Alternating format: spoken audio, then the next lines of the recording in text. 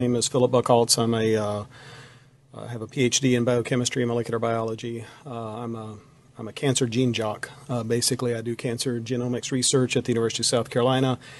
And what that means is that I'm kind of an expert on all the ways that the human genome can get futzed with during your lifetime and which of those things cause cancer and which ones don't. The Pfizer vaccine is contaminated with plasmid DNA.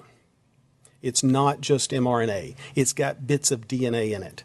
This DNA is the DNA vector that was used as the template for the in vitro transcription reaction when they made the mRNA. I know this is true because I sequenced it in my own lab.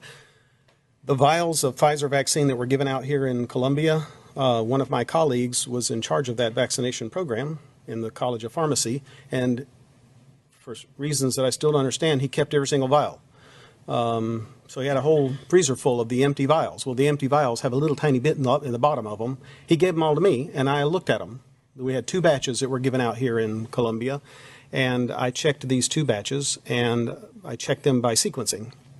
And I sequenced all the DNA that was in the vaccine, and I can see what's in there. And it's surprising that there's any DNA in there, and you can kind of work out what it is and how it got there, and I'm kind of alarmed about the possible consequences of this, both in terms of human health and biology, but you should be alarmed about the regulatory process that allowed it to get there.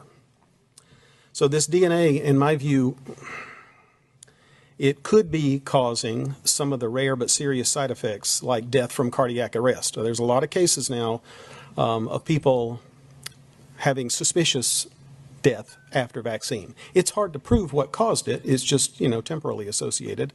And this DNA is a plausible mechanism. It's different from RNA because it can be permanent. This is a real hazard for genome modification of long-lived somatic cells, like stem cells.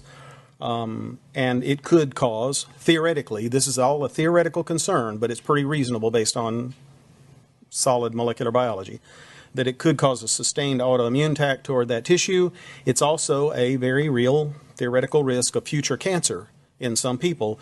Depending on where in the genome this foreign piece of DNA lands, it can interrupt a tumor suppressor or activate an oncogene.